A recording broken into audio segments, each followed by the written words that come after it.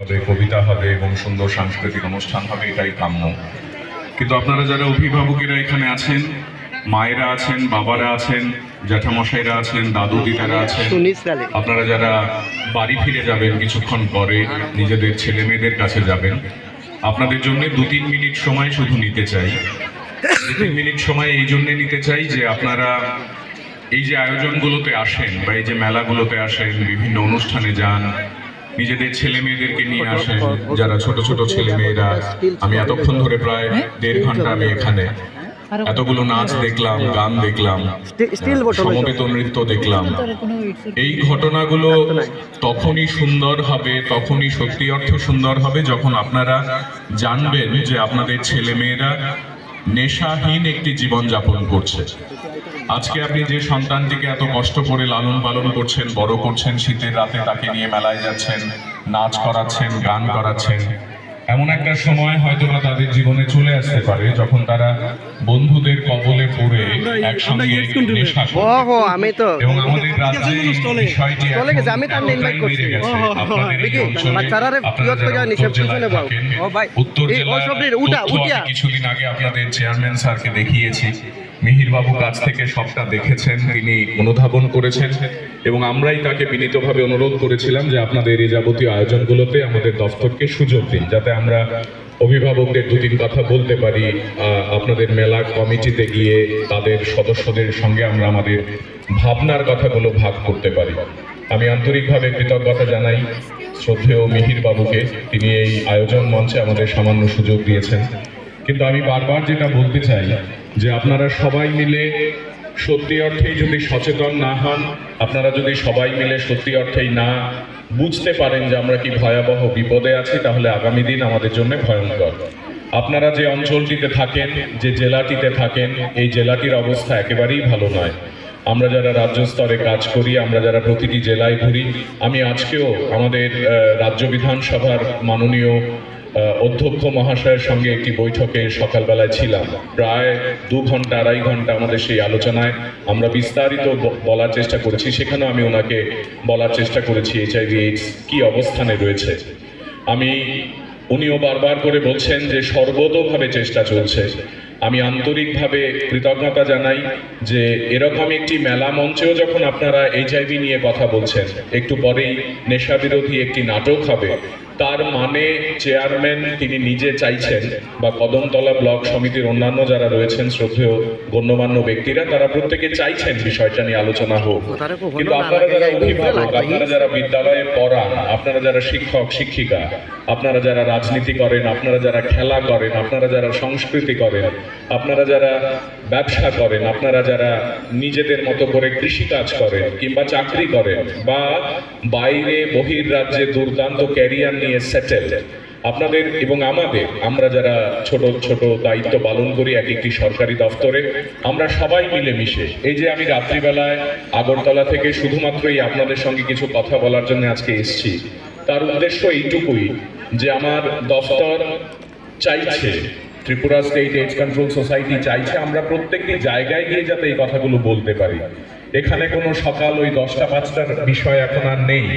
আমি সকাল 10টা থেকে 5টা পর্যন্ত কাজ করব, তারপরে সন্ধ্যেবেলা HIV/AIDS নিয়ে আর কথা বলতে পারবো না বা বলা যাবে না, এই বিষয়গুলো থেকে আমরা বেরিয়ে আসতে চাইছি।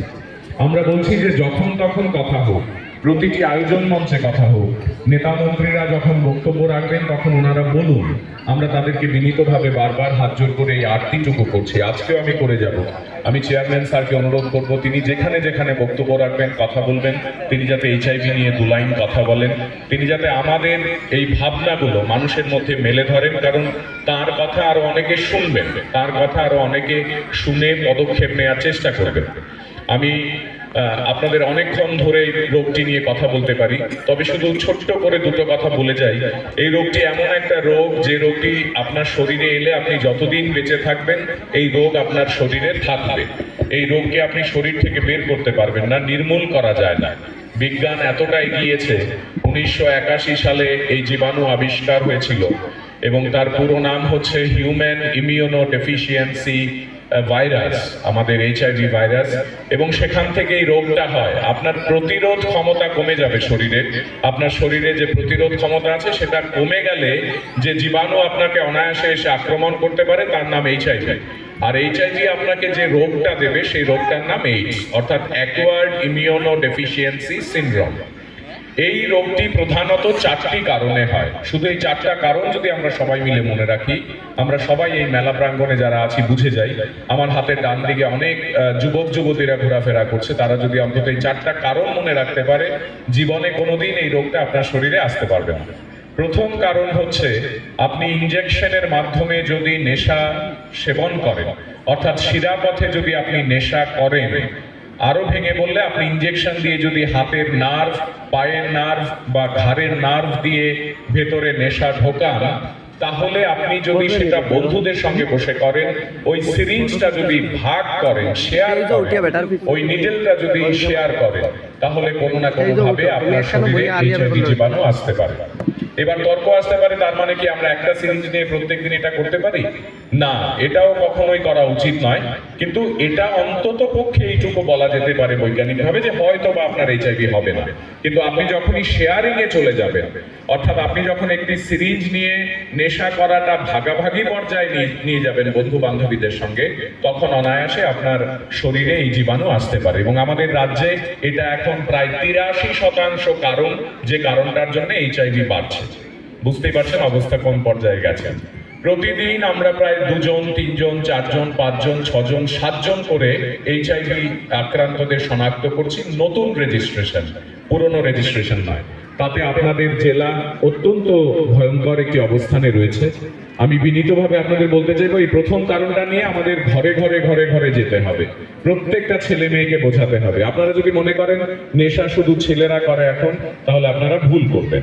নেশা মেয়েরাও করে, ইনজেকশনের মাধ্যমে মেয়েরাও নেশা নেয়।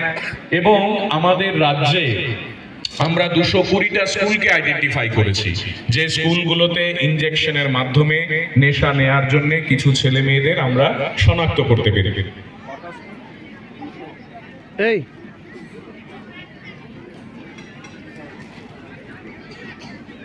এই যে 220টা স্কুল আমরা আইডেন্টিফাই করেছি, যে স্কুলগুলোতে, মন দিয়ে শুনবেন অভিভাবক অভিভাবিকারা, 220টা স্কুলকে আমরা শনাক্ত করেছি যেখানে ছেলে মেয়েরা ইনজেকশনের মাধ্যমে নেশা নেয়। সবাই নেয় তা না, ক্লাসে ক্লাসে নেয় তা না, হয়তো বা একটা স্কুলে 1 জন নেয়, 2 জন নেয়, 3 জন নেয় বা 10 জন নেয়। কিন্তু এই যে ছেলে মেয়েরা, তারা তো আমার আপনার ঘরেরই ছেলে মেয়ে, তারা তো এই জেলারই কেউ না কেউ। আপনাদের জেলাতে এরকম স্কুল আছে। সুতরাং ওই ছেলে মেয়েদের আমরা চট করে আইডেন্টিফাই করে আপনাদের সামনে এনে দাঁড় করাতে পারবো না। আমরা যেটা পারবো, আমরা আপনাদেরকে সচেতন করতে পারবো, সজাগ করতে পারবো। বাড়িতে গিয়ে ছেলে মেয়েদের এগুলো নিয়ে আপনারা যাতে কথা বলেন, সেই বিষয়ে আপনাদেরকে অনুরোধ করতে পারবো। আমরা 24টি কলেজকে আইডেন্টিফাই করেছি। 24টি কলেজ মুখের কথা নয়, ওই 24টি কলেজে ছেলে মেয়েরা নেশা করতে চাইছে, তারা শিরাপথে মাদক নিতে চাইছে, তাদেরকে আমরা বোঝাচ্ছি, কাউন্সিলিং করছি, নিয়মিতভাবে তাদেরকে ডেকে এনে ক্লাস করাচ্ছি রীতিমতো। কিন্তু এতে যদি মিহির বাবুরা না এগিয়ে আসেন, এতে যদি আপনারা এগিয়ে না আসেন, এতে যদি এই সমাজের মায়েরা, বাবারা, দাদারা, দিদিরা, জেঠুরা, কাকারা, পিসেমশাইরা, মাসিমণি, দিদিমণিরা এগিয়ে না আসেন, তাহলে এই লড়াইটা আমরা লড়বো কার সঙ্গে? ক্ষতি তো আমাদের হবে, ক্ষতি আপনাদের ঘরের ছেলে মেয়েদের হবে। আপনাদের ঘরের ছেলে মেয়েদের ক্ষতি হলে কোনো না কোনো ভাবে এটা মিহির স্যারকে আহত করবে। মিহির স্যার এবং আপনারা যদি আহত হন, এটা আমাদের প্রোগ্রামকে আহত করবে। এই যে আমরা একে অপরের সঙ্গে জড়িয়ে আছি, রাজ্যটা আমাদের, এই জেলাটার মধ্যে আমার যতটুকু অধিকার, আপনারও ততটুকু অধিকার। আমরা যদি জেলা জেলা করে ভাবি, আমরা যদি ধর্ম বর্ণ করে ভাবি, আমরা যদি রাজনীতির রং নিয়ে একটা রোগকে ভাবি, তাহলে হবে না।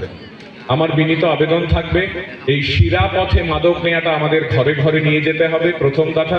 দ্বিতীয় কথা হচ্ছে, যদি কোনো ব্যক্তি এমন কোনো ব্যক্তির সঙ্গে যৌন সম্পর্কে জড়িয়ে যায়, যে ব্যক্তিটি এইচআইভি আক্রান্ত বা তিনি নিজে আক্রান্ত, তাহলে অপরজন এইচআইভি জীবাণু পেতে পারে। খুব সহজ করে বলি, আমরা যাতে আমাদের ফিজিক্যাল রিলেশনশিপ, অর্থাৎ যৌন সম্পর্ক যাতে একজনের সঙ্গেই সীমিত রাখি। আমরা যদি বহুবিধ সম্পর্কে জড়িয়ে পড়ি শারীরিকভাবে, তাহলে আমাদের কিন্তু এইচআইভি জীবাণু আমাদের শরীরে আসতে পারে, যদি সেখানে কেউ আক্রান্ত থাকে। এই হচ্ছে দ্বিতীয় কারণ। তৃতীয় কারণ হচ্ছে রক্ত দেয়া এবং নেয়া থেকে। আমি যদি পজিটিভ হই, আমি যদি এইচআইভি আক্রান্ত হই, আমার রক্ত যদি আপনার শরীরে যায়, কিংবা আপনি যদি এইচআইভি আক্রান্ত হন, আপনার শরীরের রক্ত যদি আমার শরীরে আসে, তাহলে আমাদের যে কারণ এইচআইভি হবে। চতুর্থ কারণ হচ্ছে মা থেকে সন্তান। আপনাদের ঘরে ঘরে বোনেদের, দিদিদের, মায়েদের বোঝাতে হবে, যারা আগামী দিনে বিয়ের পিড়িতে বসবে, যারা আগামী দিনে হয়তোবা সন্তান সম্ভবা, যারা আগামী দিনে হাসপাতালে যাবে না বলে মনে করছে বাড়ি কিংবা নার্সিং হোমে ডেলিভারিটা করিয়ে নেবে, তাদেরকে বলবেন সরকার সমস্ত ধরনের সুযোগ এবং সুবিধা দিয়ে রেখেছে, আমাদের সেগুলোকে অ্যাভেইল করতে হবে, সেগুলো আমাদেরকে গ্রহণ করতে হবে। সরকারি প্রত্যেকটা হাসপাতালে বিনামূল্যে এইচআইভি পরীক্ষা ফ্রি, মানে ফ্রিতে এইচআইভি হয়। যদি কেউ ধরা পড়ে, তার সমস্ত ট্রিটমেন্ট প্রক্রিয়াটা একেবারে ফ্রি অফ কস্ট, সারা জীবন ধরে ফ্রি অফ কস্ট। এরকম না যে আপনি প্রথমবার শুধু ওষুধটা ফ্রিতে পাবেন, আপনি যতবার ওই হাসপাতালে, এআরটি সেন্টারে বা এফআইসিটিসিতে আপনি ওষুধটা আনতে যাবেন, আপনি ফ্রিতে ওই ওষুধটা পাবেন। এখানে আমাদের এইচআইভির একটি স্টল আছে, আমাদের প্রবাহর মানে দুর্দান্ত কর্মীরা যারা নিয়মিতভাবে দিনরাত কাজ করেন, আমাদের সংঘদ্বীপের মানে দিনরাত কর্মীরা যারা কাজ করেন, আধিকারিকরা যারা কাজ করেন, তারা এখানে আছেন, টেস্টিং করছেন। তারা আপনাদেরই এই এলাকার লোক।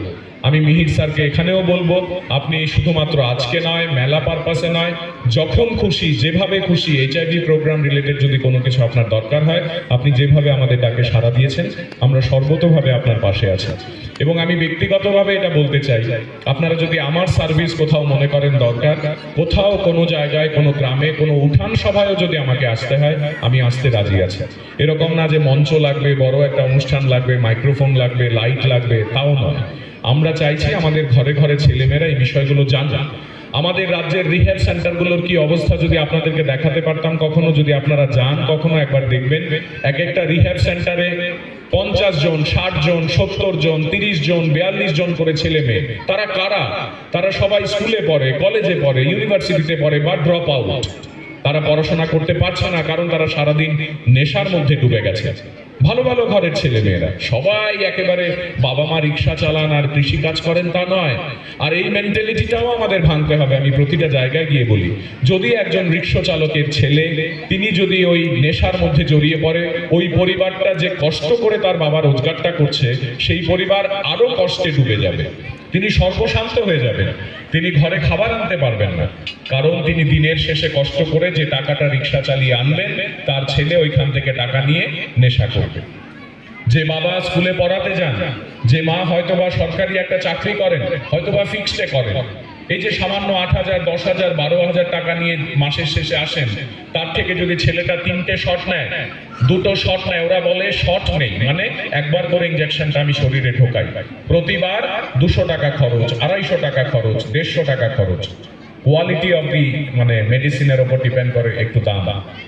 তো দিনে যদি একটা নেয়, তাহলে মাসে কত হাজার টাকা হলো? 100 টাকা করে হলে 3,000 টাকা।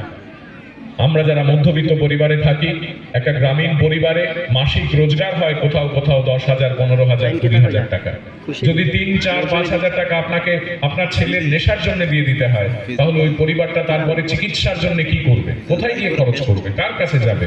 একটা রিহ্যাব সেন্টারে আগরতলা এখন রাখতে গেলে 10 থেকে 12,000 টাকা মিনিমাম। 15,000 টাকা পর্যন্ত আছে যে আপনি 1 মাস আপনার ছেলেটা থাকবে, তাকে 15,000 টাকা দিয়ে রাখতে হবে। এই যে একটা অবস্থা তৈরি হচ্ছে, আমার মনে হয় আমরা পারবো। আমরা সবাই মিলে যদি চেষ্টা করি, আমরা পারবো। এখানে যারা এসছেন, এই মেলা প্রাঙ্গণে যারা এসছেন আজকে, আমি 100% মানে নিশ্চিত যে তারা কেউ নেশার সঙ্গে সরাসরি অতটা যুক্ত নন। আপনারা হয়তোবা কেউ একটু জর্দা দিয়ে পান খান, কেউ হয়তোবা বিড়ি বা সিগারেট সেবন করেন, এগুলোও করবেন না। আমি ব্যক্তিগতভাবে বলতে পারি, আমি সিগারেট খাই না, আমি পান খাই না, আমি কোনো ধরনের নেশা করি না। আমি স্বাস্থ্য দপ্তরের সামান্য এক কর্মী হিসেবে আপনাদেরকে এইটুকু হাত জোর করে বলতে পারি, আপনারা একবার ক্যান্সার হাসপাতাল ঘুরে যাবেন। আপনারা দেখবেন 9 বছরের ছেলে, 12 বছরের ছেলে, 20 বছরের ছেলে, 24 বছরের ছেলে, 26 বছরের ছেলে, 28 বছরের মেয়ে, কি না মুখে ক্যান্সার। কোথায় ক্যান্সার? গলায় ক্যান্সার। রোগ যে কারোর হতে পারে। আগামী 3 মাস পরে আমিও এই ব্যাধিতে আক্রান্ত হতে পারি, কিন্তু আমি তখন জানবো যে আমারটা নেশার জন্য হয়নি, আমি গুটখা খাই বলে হয়নি, আমি সিগারেট টানা খাই বলে হয়, মানে ব্যাপারটা হয়নি। আমার জেনেটিক কোনো কারণে হয়তো বা হয়ে গেছে, এটা আমাকে তখন রোগ হিসাবে মেনে নিতে হবে, যেমন ভাবে আমরা অ্যাক্সিডেন্টকে মেনে নিই। আপনি যদি আপনার বাড়ির চতুর্দিকে শ্যাওলা করে রাখেন, তারপর যদি হঠাৎ করে পা পিছলে পড়ে যান এবং রোজ আপনি ওই শ্যাওলাটা দেখছেন আর ভাবছেন কালকে পরিষ্কার করব, তারপর যখন আপনি হাসপাতাল যাবেন তখন আপনাকে মেনে নিতে হবে এই অ্যাক্সিডেন্টটা আপনার জন্য হয়েছে, আপনার গাফিলতির জন্য হয়েছে। কিন্তু আমার বাড়ি পরিষ্কার, আমার বাড়ির চতুর্দিকে আমি পরিষ্কার করে রেখেছি, আমি হঠাৎ পড়ে গেলাম, সেটাকে আপনার বিপদ হিসেবে মেনে নিতে হবে। এই দুটোর মধ্যে যে থিন লাইন ডিফারেন্স আছে, এই দুটোর মধ্যে যে একটা ফারাক আছে, এই ফারাকটা যদি আমরা না বুঝতে পারি তাহলে বিপদ আমাদেরই হবে। আমি চলে যাব এখান থেকে একটু পরে, আগামীকালকে আগরতলায় চলে যাব, আমি গিয়ে আমার অফিসের কাজ করব, আমি আমার পেশেন্টদের নিয়ে থাকব। আমার রাজ্যে প্রায় 5,500 মানুষ আজ এইচআইভিতে আক্রান্ত। আমি বলছি আপনাদের সরকারি তথ্য বলছি, প্রত্যেকটা দিন আমরা 3 জন 4 জন 5 জন 6 জন 7 জন করে নতুন আক্রান্ত পাচ্ছি। কেন পাবো? তারা কারা? তারা সবাই যুবক যুবতী, তারা সবাই যুবক যুবতী। এই অঞ্চলটিকে বাঁচানোর দায়িত্ব আমাদের। আপনাদের কারোর যদি কোনো এইচআইভি সংক্রান্ত তথ্য জানার থাকে 1097 এই নম্বরে টেলিফোন করবেন, ফ্রি অফ কস্ট, 1 টাকাও আপনাদের বিল উঠবে না, কিচ্ছু লাগবে না। ভারতবর্ষে 12-13টি ভাষায় কাউন্সিলিং হয়। যে কোনো প্রশ্ন, যে কোনো গোপন প্রশ্ন আপনারা করতে পারেন, আমাকে করতে পারেন, এখানে আমাদের ভলান্টিয়াররা আছেন তাদেরকে করতে পারেন, আপনারা মিহির স্যারের সঙ্গে যোগাযোগ করতে পারেন। তিনি যদি মনে করে যে আমাদের কাছে কোনো কেস রেফার করবে, আমি সর্বতভাবে বলে যাচ্ছি, এখানে মঞ্চে দাঁড়িয়ে অন ক্যামেরা আপনাদের সামনে বলে যাচ্ছি যে আমরা সর্বতভাবে আপনাদেরকে সাপোর্ট করব। আমরা 24x7 কাজ করি, তার প্রমাণ আপনাদেরকে আরো 100 বার আমি দিতে পারি। আপনারা যদি বলেন রাত্রি 12টায় কোথাও কোনো অনুষ্ঠান রেখেছেন, আমরা রাত্র 12টার সময় যাব না হয়, কিন্তু আমার বক্তব্য হলো আমরা জেনে শুনে একটা জীবাণুকে যদি নিজেদের শরীরে ঢুকিয়ে আমাদের রাজ্যটাকে শেষের পথে নিয়ে যাই, আমাদের রাজ্যটাকে এগিয়ে নিয়ে যেতে হবে। মাননীয় মুখ্যমন্ত্রী মহাশয় যে কথাটি বারবার বলছেন যে আমরা সবাইকে নিয়ে একটি উন্নয়নের স্বপ্ন দেখব, এই উন্নয়নের স্বপ্ন কখনোই সফল হবে না যদি আমাদের যুব সম্প্রদায় আমাদের সঙ্গে না থাকে। আমাদের ক্লাসের ছেলে মেয়েরা যদি ড্রপ আউট হয়ে যায়, তারা যদি নেশায় আসক্ত হয়ে পড়ে, তারা যদি বাবা মাকে মারে নিয়মিতভাবে, আমরা যতজনকে কাউন্সিলিং করি তার মধ্যে 80% ছেলে মেয়েরা বলে হ্যাঁ আমি বাবা মাকে মারতাম, মেরে মেরে টাকা নিতাম, কারণ আমাকে তো ওরা টাকা দিত না, কিন্তু আমার তো নেশাটা করতে হতো। এখন ওরা ভালো হয়ে যাচ্ছে, ওরা এখন কাউন্সিলিং নিচ্ছে, ওরা এআরটি মেডিসিন নিচ্ছে, কিন্তু দিনের শেষে তারা তো এইচআইভি পজিটিভ। এই জীবাণু তো আমরা তাদের শরীর থেকে বের করতে পারবো না।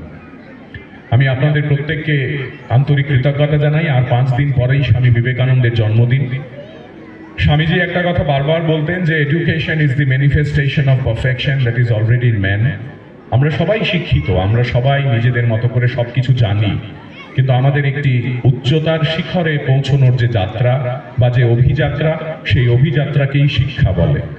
আসুন আমরা সবাই মিলে সত্যি অর্থে শিক্ষিত হই। আপনারা যারা বাবা মা হিসেবে জর্দা দিয়ে পান খান, আপনাদের অভ্যাসগুলো পাল্টাতে হবে। আপনাদের বাড়িতে গিয়ে বলতে হবে এই দেখ আমি জর্দা পান ছেড়ে দিলাম, আমি সিগারেট খাওয়া ছেড়ে দিলাম, আমি বিড়ি খাওয়া ছেড়ে দিলাম, আমি মদ খাওয়া ছেড়ে দিলাম, আমি পান খাওয়া ছেড়ে দিলাম, তুই ছেড়ে দে বা তুই নেশা করিস না। আমি বাবা মা হয়ে যদি প্রত্যেকদিন নেশার মধ্যে থাকি, আর আমি যদি আমার ছেলেটিকে ক্লাস 8-এ পড়ে 9-এ পড়ে তাকে ওই সময় থেকে বলতে থাকি তুমি নেশা করবে না, নেশা কিন্তু খুব খারাপ খুব খারাপ, ও কিন্তু ক্লাস 10-এ গিয়ে 11-এ গিয়ে নেশাটা ট্রাই করবেই করবে। এই যে আমাদের মরাল রেসপন্সিবিলিটি, সবাই মিলে আমরা একসঙ্গে মিলেমিশে যদি কাজ করি আমরা ভালো থাকবো। আমি মিহির স্যারকে আন্তরিকভাবে কৃতজ্ঞতা জানাই আমার দপ্তরের তরফ থেকে, রাজ্যের স্বাস্থ্য দপ্তর তার কাছে আন্তরিকভাবে কৃতজ্ঞ। আপনি এত সুন্দর একটি আয়োজনে আমাদেরকে সুযোগ দিয়েছেন। এই আয়োজন অব্যাহত থাকুক, আমরা সবসময় আপনাদের পাশে আছি। 1097 এই নম্বরে আপনারা টেলিফোন করলে এইচআইভি সংক্রান্ত তথ্য জানতে পারবেন। কোন নম্বরে টেলিফোন করলে জানতে পারবেন আমি একবার আপনাদের থেকে শুনতে চাই, বা আমার সঙ্গে বলুন 1, সবাই মিলে বলুন, জোরে বলুন 1, জোরে বলুন সবাই মিলে 1 0। এত আস্তে কেন বলেন কদমতলার মানুষ কথা? জোরে বলুন 1 0 9 7। এই 1097-এ ফোন করলে আপনারা এইচআইভি নিয়ে সবকিছু জানতে পারবেন। Thank you so much. আমরা শুভ্রজ্যোতি বাবুকে মঞ্চে